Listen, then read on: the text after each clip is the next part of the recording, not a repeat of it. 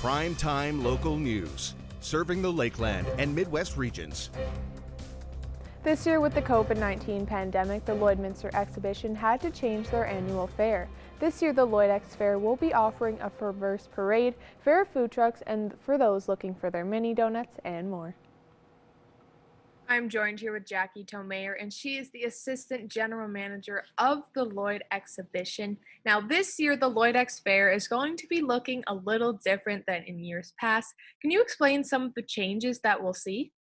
So instead of throwing in the towel and just not doing anything, we decided that this week we would try to incorporate some of the usual fair events that we have in a little bit different way. So tomorrow we start with our reverse parade. So the floats will be arriving on site today and tomorrow, and then people can come down and drive by the floats. There will be a little candy package handed out at the end of the parade. They can also stop and enjoy some music with an outdoor area that Tent Guys and Maz Entertainment are putting together, and get some fair food. Then we're also starting a scavenger hunt tomorrow where participating businesses will have the virtual fair logo on their business so people can go around there, and we have a great prize pack that's getting gathered for that, so we're excited. Then we have fair food available all 4 days. We have a patio going to be Friday, Saturday. We have all of our online events. All of our contests will be rolling out, so the winners will be announced over this week.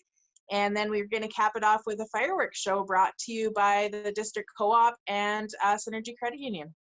Now, when people hear virtual fair, they're probably a little bit confused on how this will all work and how really a fair can be virtual, but you guys have really set a good plan out for what you're hoping people will come by and see throughout these next few days.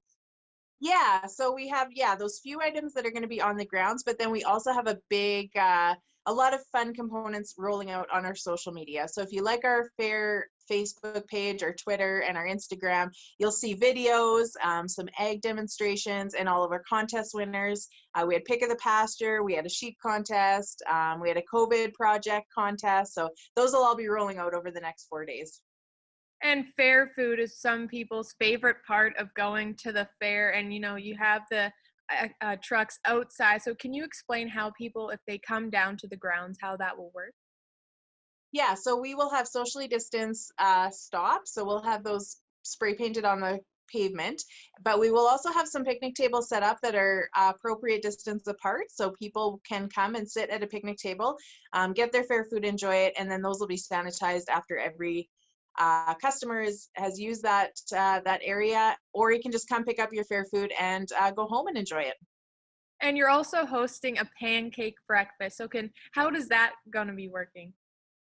The pancake breakfast will be Thursday morning. We're going to have some dignitaries coming. We will have a bit of a drive-through concept. So you'll enter the grounds, you'll come to through the drive-through. We'll give you your package of pancakes and sausage through your window, and then you'll leave the grounds and go home to enjoy them.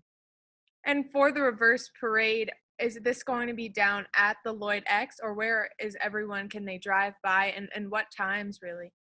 Yeah, so all the floats will be setting up here at the grounds today and tomorrow morning. So tomorrow from 1 to 8, that's Wednesday from 1 p.m. till 8 p.m. You can come down anytime during that time period and drive through. We'll have some barricades and signage to direct you on how to drive through the parade.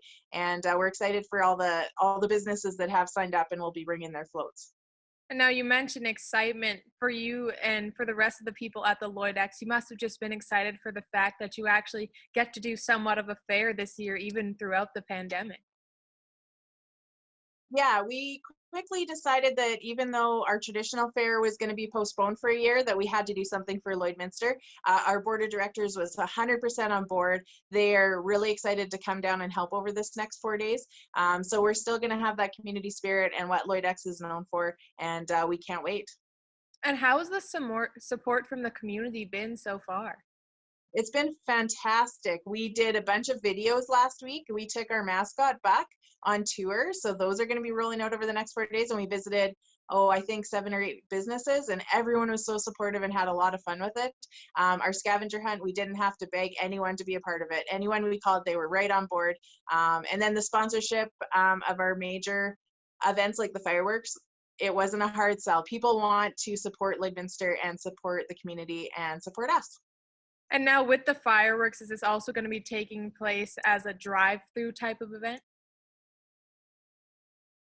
Yeah, everyone can come on the grounds and park. We have lots of parking available. It'll still kind of shoot off from where it normally would in that kind of racetrack grandstand kind of area. And the music that will be timed with the fireworks will be over an FM system. So it'll be a pretty cool show. We're pretty excited about it. And we hope that Lloydminster will come out and support it. And if anyone is looking for any more information, they can go to your Facebook page? Facebook page or our website, lloydxh.com. Keep track of everything, and we're looking forward to a fun 4 days. Well, thank you so much for joining us, Jackie. Right. Thank you, Jasmine. Now our Connor Chan will take a look at your weather forecast.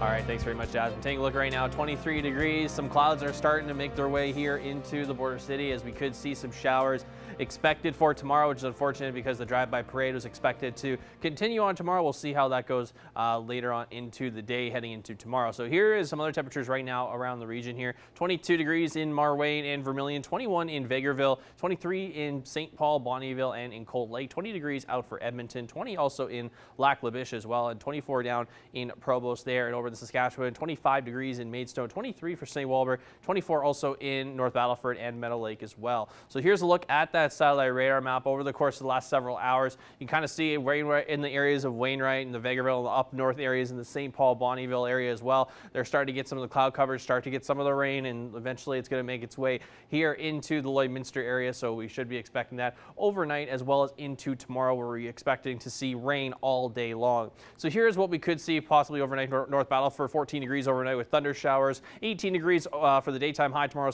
with some showers to follow suit as well. Take a look at Cold Lake for tomorrow, 14 degrees overnight. As I did mention, of course, that cloud coverage and the precipitation is on its way into that Cold Lake area. Thunder showers overnight at 14 degrees, 18 degrees tomorrow with some rain expected throughout the day. And for us here in Lloydminster, same results expected, but we will have a daytime high of 14 degrees for both overnight and tomorrow in the daytime high. We could possibly see maybe up to 10 to 15 millimeters of rain is expected for tomorrow. We'll see a lot of that in the morning, and then as well as in the afternoon, it should kind of calm down in terms of the amount of volume we get for the amount of rain. So we have a little bit of a break of rain on Thursday with that daytime high of 20 degrees with mostly cloud coverage and a bit of sun, and then mostly sun on Friday with the daytime high there of 21 degrees and a low of 12 there. So we should be seeing a decent amount of rain over the course, maybe later on into the 7-day forecast, which will show in just a little bit here. But right now we're going to take a quick commercial break. We'll have more primetime local news after this.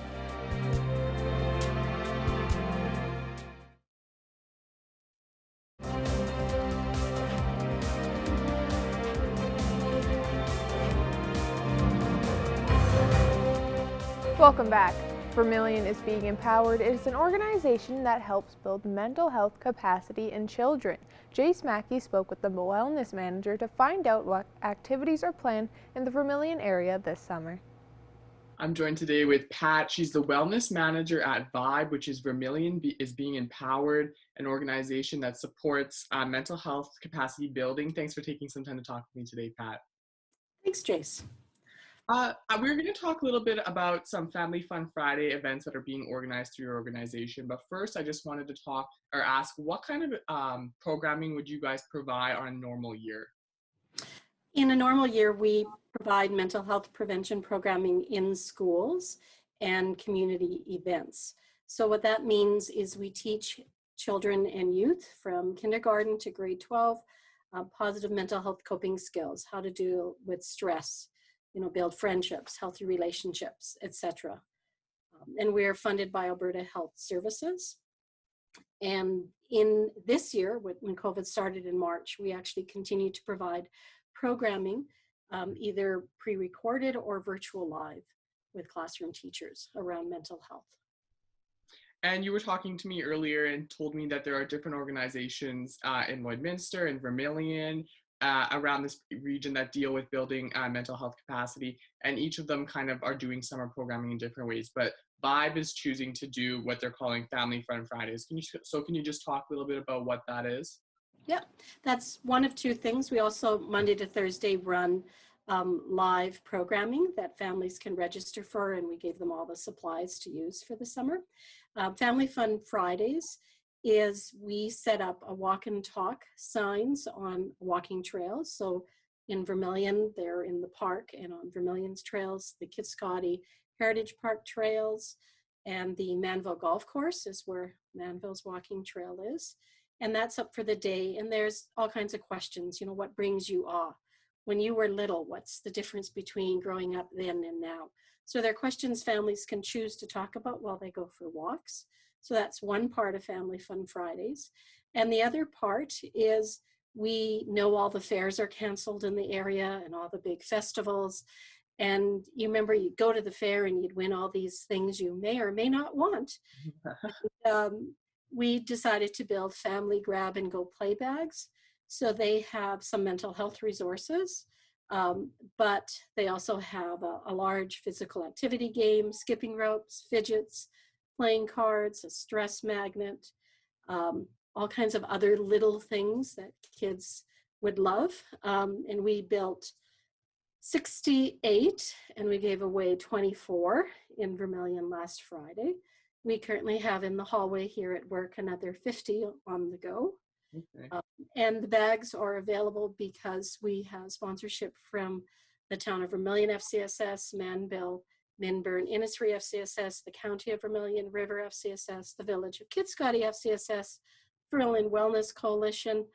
The Co-op has donated some stuff, the Lakeland College, the Early Childhood Coalition.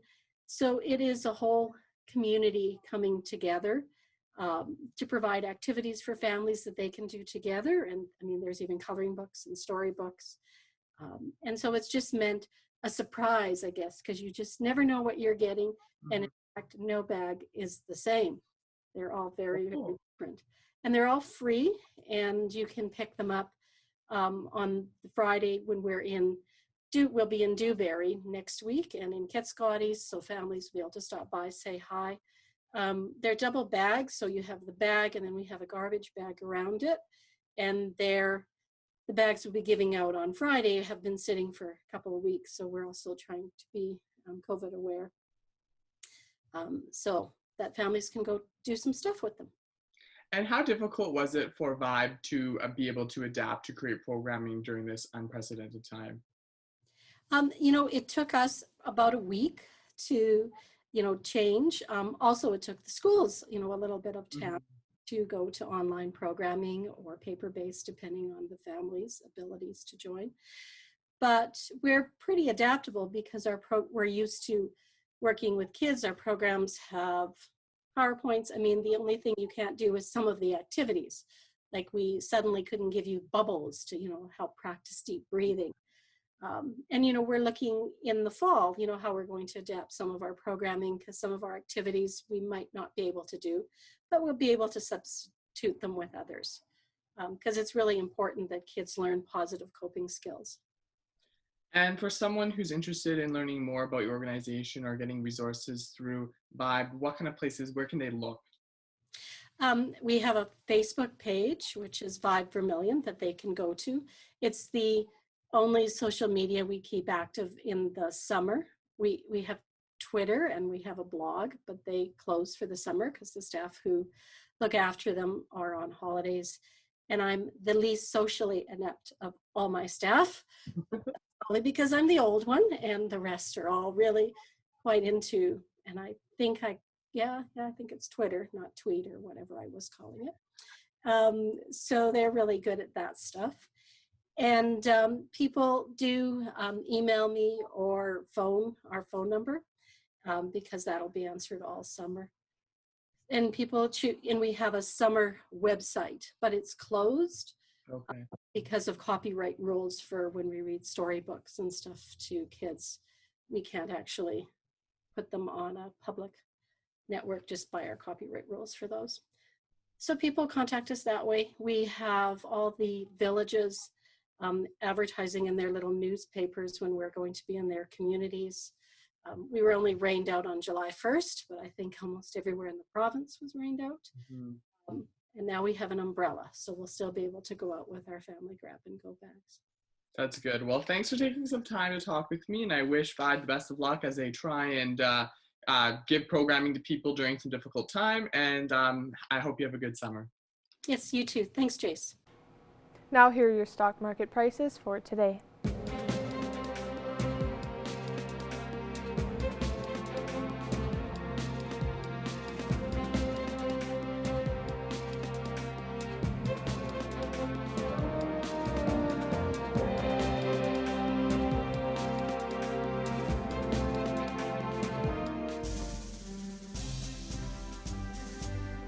Today's oil prices are brought to you by First General Services.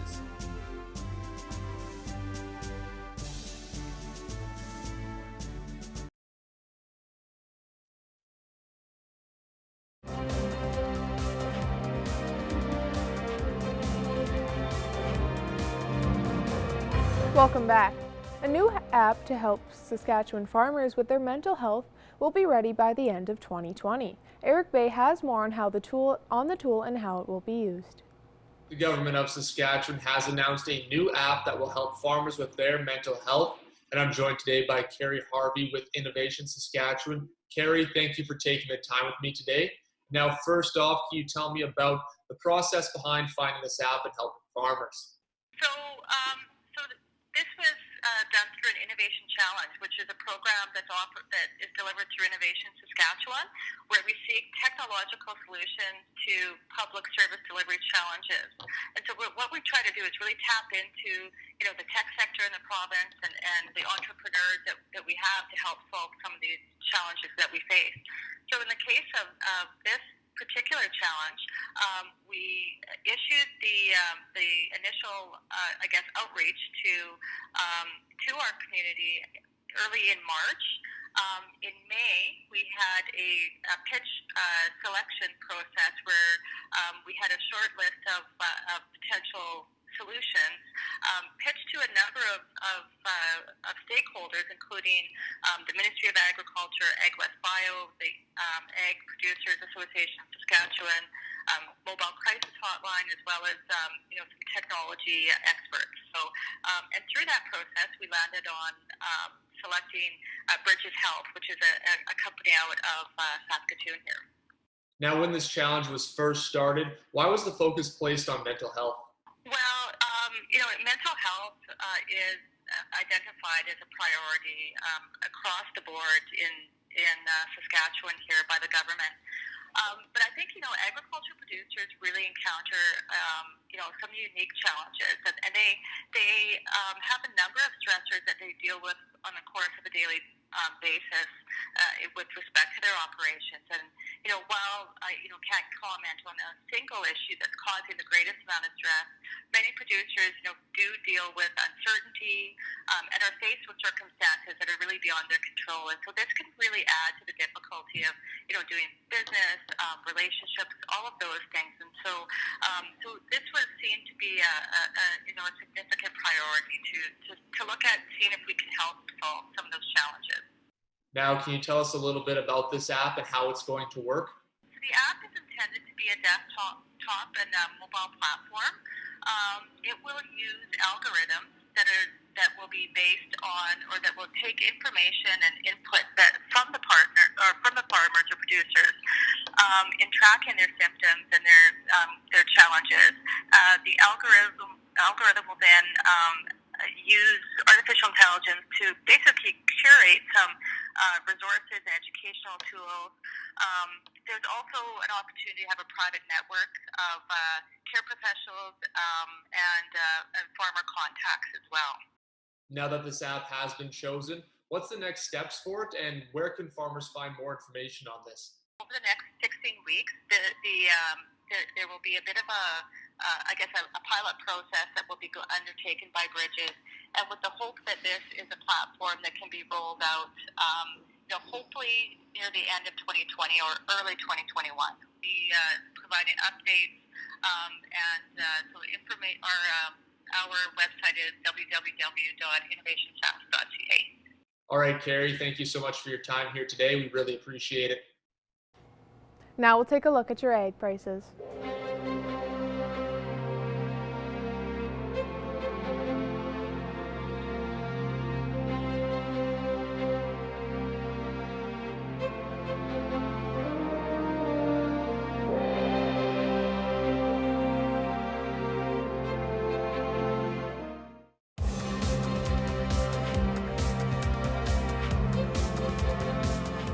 The ACAC announced that 2021 two-semester sports will start in January 2021. Evan Kenny sat down with Lakeland College women's volleyball head coach Austin Dyer to see how this affects his team.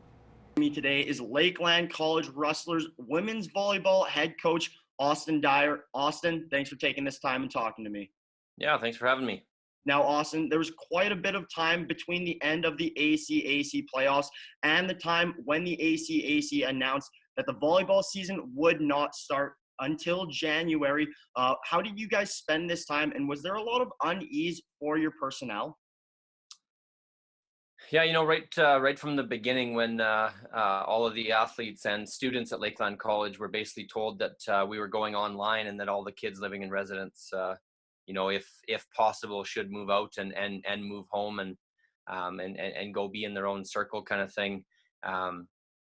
When all that stuff happened, my message to my athletes was pretty much the same, that everybody needs to do, what makes them feel safe and comfortable. But also just trying to reiterate, the fact that we lie in an age range and a health category that COVID shouldn't be too detrimental to our health, but obviously it can affect the people around you. And so everybody needed to make decisions based on, what was most important for them and their families. And I've kind of kept that same message, right from March when things got shut down up until this point. It's been very interesting for sure. Yeah, our postseason training got cut off, and so we only had one postseason practice, and then that's when everything got stopped. And so didn't have a chance to work through any kinks or try to grow in our postseason training. But that's the same for everybody. Everybody's in the exact same situation and scenario, and so it's not like we're missing out on anything that somebody else is able to do. Every institution has their own struggles with what they have to do, and for the most part, everybody's dealing with a lot of the same things. Heading into the summer months here, I think we are very fortunate that Lakeland College was kind of waiting to look at the government regulations to see what would be allowed in terms of post-secondary schooling. It's very important, I think, for our institution to have in-person classes, given the nature of a lot of the programs. And I think, the college was waiting to see how things were going to go without, making a decision too early. And so when they, made the decision that come fall that we would have a blended model of in-person and online instruction, I think that was a huge benefit for us and for our athletes. And so from there, basically, I just needed to know whether or not I was going to have a team in the fall. And so, we've had a number of team Zoom meetings just to kind of go over stuff when it was released and what was happening. And then once we kind of got a little bit more direction as to what the college's plan was, and that, we're very, very fortunate that Lakeland College has back to their athletic programs and the student athletes. And so they've encouraged our athletes to come back in the fall. And even though we don't play until second semester in terms of league play, the college has, completely supported us in being able to train the first semester under whatever, regulations and guidelines are set out. And so, given all of those different messages, then the question was just posed to the athletes of, are you comfortable coming back in the fall? And is this what you would like to do? And then from here, then it's just a matter of, scheduling our first semester based on, what we're allowed to do and whatever's put in front of us. And so it's been very interesting to say the least, but everybody's going through the same thing. And luckily we have support from our institution. And so hopefully we're going to be able to not run as usual, but at least pretty close. Now, one of the upsides of all the chaos, I guess you could say, that's happened as of late is that a year of eligibility will not be taken away from the student athletes. How big is this for your team? Yeah, I don't know what that's going to end up looking like because it's never happened other than like a medical red shirt, but those happen because of, a gross injury or something that happens along those lines. And so I think it's really exciting that athletes get a free year. that being said too, I think leagues were probably a little bit worried that they might not have enough athletes to be able to run their leagues if they were going to charge eligibility to only play in the second semester, because then we would be talking about athletes playing, 10 to 12 matches and then a year of eligibility being used. And so I think it's the right decision, just to let this year kind of be a wash, as I think we're going to be figuring a lot of things out even within the season as things happen, how we're going to have to handle and deal with it. And so, just making it a free year, I think, was definitely the way to go. It's a little bit different in terms of setting up an academic and athletic plan together. Is typically you're, planning for 5 or 6 years, whether you redshirt your first year or not. But, if you want to play out your eligibility, you're kind of looking at getting your degree in 5 years, or those athletes that are looking to get dual degrees, maybe they do those over 6. But yeah, it'll definitely give the athletes some things to think about a little bit down the road, and especially for the fifth years that they would be playing their last year of eligibility now. It's a free year, so chances are most of them are going to be finishing their programming, and so then it's just a matter of whether or not they want to continue to play another year or not. Austin, I appreciate you taking this time with us and sitting down and chatting, and thanks for giving us some of the insight. Yeah, you bet. Thanks for having me. Now our Connor Chan will take a look at your weather forecast.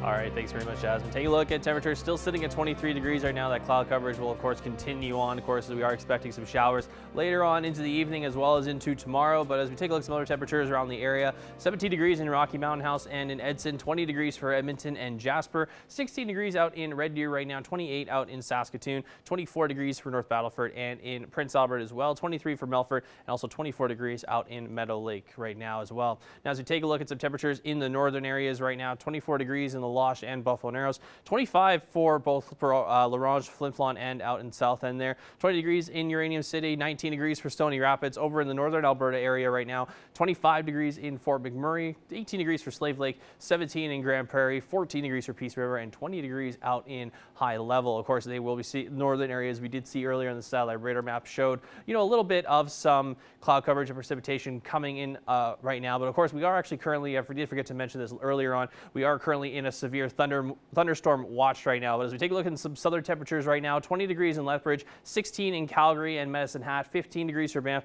and 18 in Coronation. Over in the southern Saskatchewan, they continue to have some fairly warm temperatures, over 25 degrees at least. So 29 in Moose Jaw, 28 for Regina, 26 in Estevan, 30 degrees in Yorkton, and 27 in Swift Current. So here's what the rest of the country looks like. 28 degrees also for Winnipeg, 33 in Toronto with mostly sun and a few clouds there. Quebec City sitting on some cloud coverage there, 27, 12 in St. John's, 18 degrees in Halifax. And as we move over into the west, Vancouver sitting at 18 degrees. Edmonton, of course, is at 20 with that cloud coverage continuing on. So here is what we could see for tomorrow.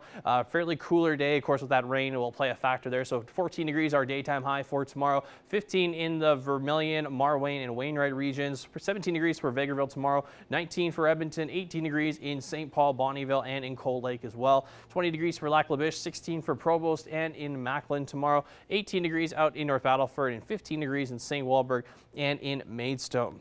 So here's what the next 7 days could look like. So a 77% chance we're getting those showers. Possibly could see maybe up to 15 millimeters of rain. And then we get a little bit warmer heading into Thursday, Friday with daytime highs of 21 degrees where we should see some sun come up a little bit more on Friday. And then we get to Saturday where we should have a little bit clearer skies with that daytime high of 26 degrees. 24 on Sunday as we get some more cloud coverage coming back in. And then we get a little cooler on Monday, starting with that 16 degrees as a daytime high there and 19 degrees for the daytime low. We usually average around 22 degrees for this time of year, usually averaging around 10 for our daytime low. So we are currently, as I mentioned, under the severe thunderstorm watch right now. Of course, that'll translate into tomorrow where we could see, like I mentioned, the 15 millimeters of rain possibly. But that is a look at your 7-day forecast. We'll have more primetime local news coming up after the break.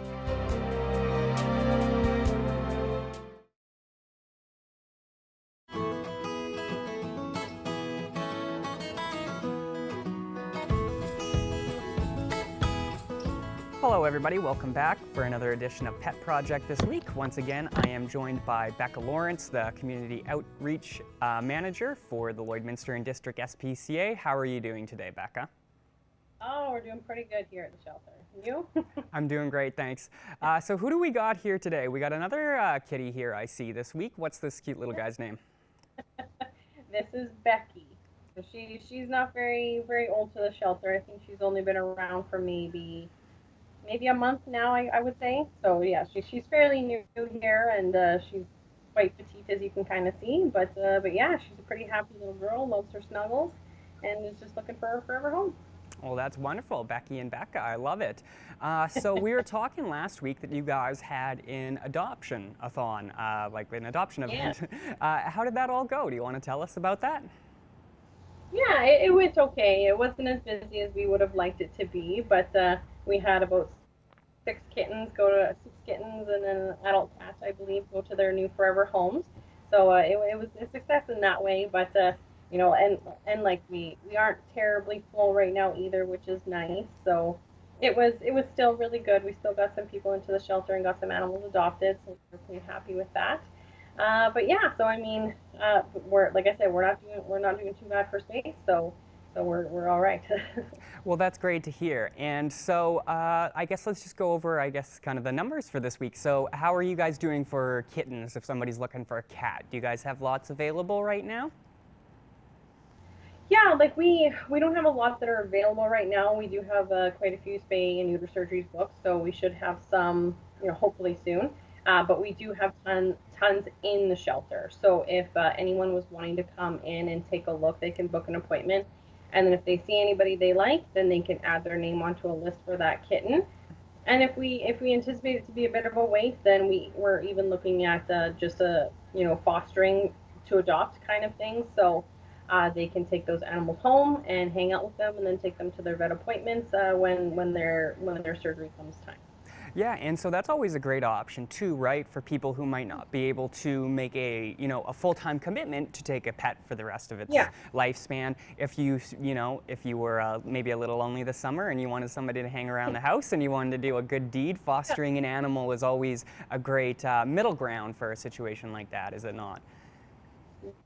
Yes, yeah. Yeah, like you said, it's low commitment, and you know, it's obviously it gets them out of the shelter. Especially kittens, you know, sometimes they can pick up illness a little bit quicker than the adults can. They don't have a good immune system yet.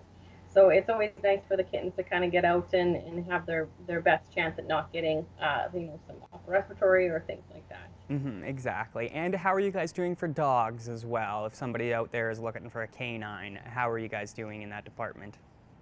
Yeah, we're not doing too bad again. So we have the 3 on the floor right now.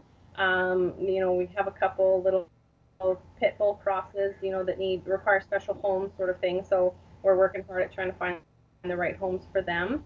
And then we have, you know, a younger pit bull boxer, we think, cross.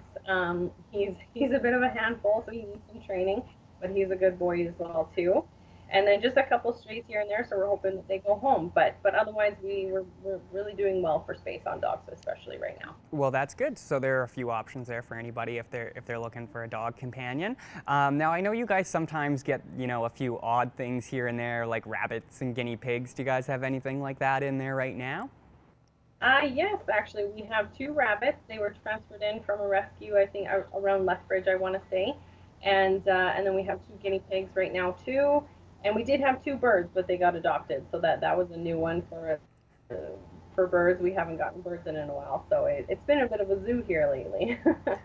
Nice. Well, that's so interesting. I wouldn't even think of birds being at the SPCA. But so any other upcoming fundraisers or anything like that, events, Becca? I know obviously it's difficult with the COVID situation and the reopening project, but do you guys have any plans in the near future?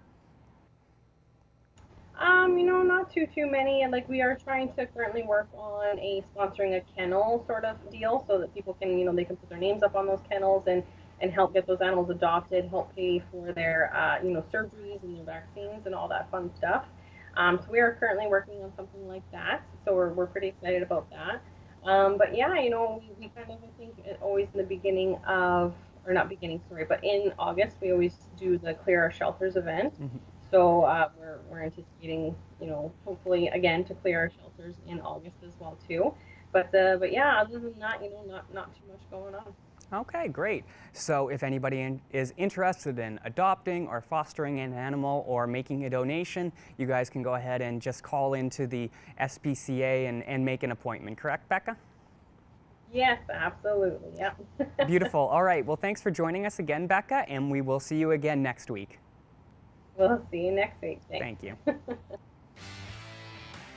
Manage your waste and recyclables with Quick Pick Waste Disposal. 100% locally owned and proud to serve and support the communities we call home. Quick Pick, the convenient solution to avoid pollution.